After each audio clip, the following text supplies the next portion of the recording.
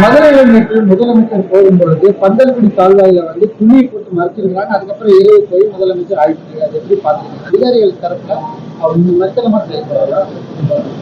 அதாவது இதுதான் திராவிட மாடல் அரசு. எப்படின்னு கேட்டீங்கன்னா,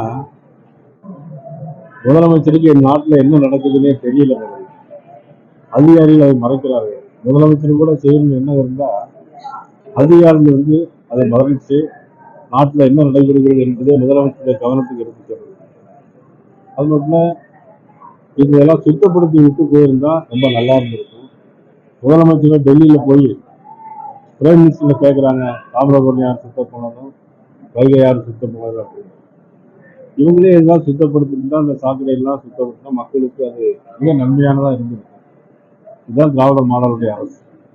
அதே போல கமலஹாசன் மக்கள் நீதி மையம் டிவி போட்டு உடச்சது டிவிக்குள்ளே போயிட்டாங்க. இல்லை, அதை பத்தி நான் ஒன்றும் அவருடைய சொந்த விஷயங்கள் அது. அதுக்குள்ள நம்ம போய் கருத்து சொல்றோம்.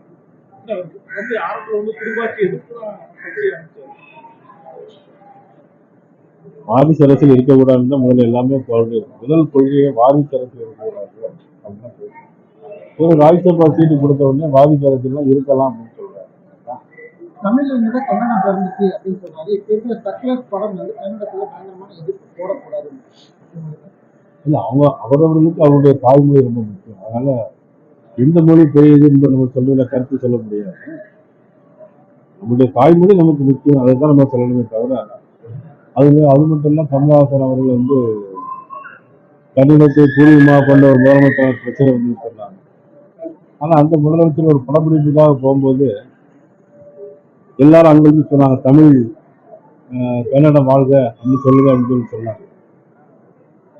அதுக்கு அம்மா என்ன சொன்னாங்கன்னா, தமிழ் வாழ்க அப்படின்னு சொல்லி தைரியமா சொல்லிட்டு வந்தாங்க. ஆனா அது குறை சொல்லியிருந்த கமலஹாசன் அவருடைய நிலையிலிருந்து மாறி ராஜ்யசபா சீட்டுக்காக இன்னைக்கு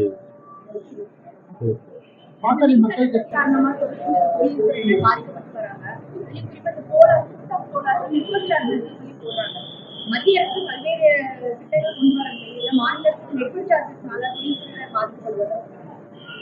இல்ல, கண்டிப்பா. அதாவது என்ன, மின்கட்டண உயர்வு ஒரு பக்கம். தமிழ்நாடு முதலமைச்சர் மின்கட்டண உயர்வு வருஷந்தோறும் 6% அறிவிக்கப்படாம மின்கட்டண உயர்வு இருக்குது. இந்த நெட்வொர்க் சார்ஜ் என்பது உண்மையிலே அது பாத்தீங்கன்னா அதை பரிசீலனை செய்ய வேண்டியது. சோலார் பேனல் பிரதமர் ரொம்ப விழிப்புணர்வு ஏற்படுத்திக்கிறது. தமிழ்நாட்டின் குறைகள் குறைவா இருக்கு. திட்டத்தை நடைமுறைப்படுத்த மத்திய அரசு திட்டம் எதுவாக இருந்தாலுமே மாநில அரசு எதுவுமே செய்யறது. வீடு குடும்ப திட்டமாக இருந்தாலும் சரி, எந்த திட்டமாக இருந்தாலும் சரி, மாநில அரசு அது மத்திய அரசு திட்டம் முழுவதும் மறைத்து விட்டு மக்களுக்கு எந்த காரியங்களும் செய்யாத ஒரு அரசாக தான் இன்னைக்கு முதலமைச்சருடைய அரசு. விஜய் பேசி என்ன சொல்லியிருக்காருன்னா, வீடு 2026 பெட்டி கொடுத்துருவாங்க அப்படிங்கிற விமர்சனம் கொடுத்துருக்காரு. உண்மைதான். இன்னைக்கு ஆளுநர்கள் பார்த்தீங்கன்னா நிதிஷ் 300 கோடி ரூபாய் வீடு கட்டிட்டு இருக்காரு. ஆகாஷ் அவர் 500 கோடி ரூபாய் வீடு கட்டிட்டு இருக்காரு சொல்றாங்க. அது 500 கோடி ரூபாய் வீடு கட்டுறாங்க, நிலத்துல பப்புக்கு போயாச்சு. 30 லட்சம் ரூபாய்க்கு யூனிஃபார்ம் பேக் வாங்கி கொடுக்குறாங்க நடிகர்களுக்கு அப்படின்னு சொல்றாங்க. இன்னைக்கு பணம் அந்த அளவுக்கு எக்ஸஸா இன்னைக்கு திமுக இருந்துச்சு. அதனால விஜய் சொல்றது உண்மைதான். வெட்டியா பணம் கொடுப்பாங்க.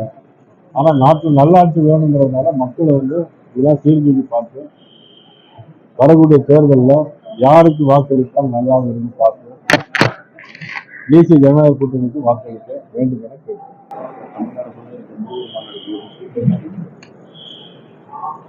ஜூன் 22ஆம் தேதி மதுரையில் ஜூன் 22ஆம் தேதி மதுரையில் முருகபக்தருடைய மாநாடு நடைபெறும். அந்த மாநாட்டில் உத்தரப்பிரதேச மாநில முதலமைச்சர் யோகி ஆதித்யநாத் அவர்கள், ஆந்திர துணை முதலமைச்சர் பவன் கல்யாண் அவர்களும் அதில் கலந்து கொள்கிறார்கள். அனைவரும் அதில் கலந்து கொண்டு சிறப்பிக்க வேண்டும் என்று அன்போடு நான் பேசுகிறேன். இல்லை, அது அவருடைய உள்கட்சி பிரச்சனை. அதை பற்றி நம்ம கருத்து சொல்ல முடியாது. செய்திகளை உடனுக்குடன் தெரிந்து கொள்ள கீழ்கண்ட கேபிள் மற்றும் டிடிஹெச் நெட்வொர்க்குகளில் எம்நாடு செய்தி தொலைக்காட்சியை காணுங்கள். பாதகம் செய்பவரை கண்டால் நாம் பயம் கொள்ளலாகாது பாப்பா. மோதி மிதித்துவிடு பாப்பா, அவர் முகத்தில் உமிழ்ந்துவிடு பாப்பா. அண்மை செய்திகளை உடனுக்குடன் தெரிந்து கொள்ள இணைந்திருங்கள் எம் நாடு தொலைக்காட்சியுடன்.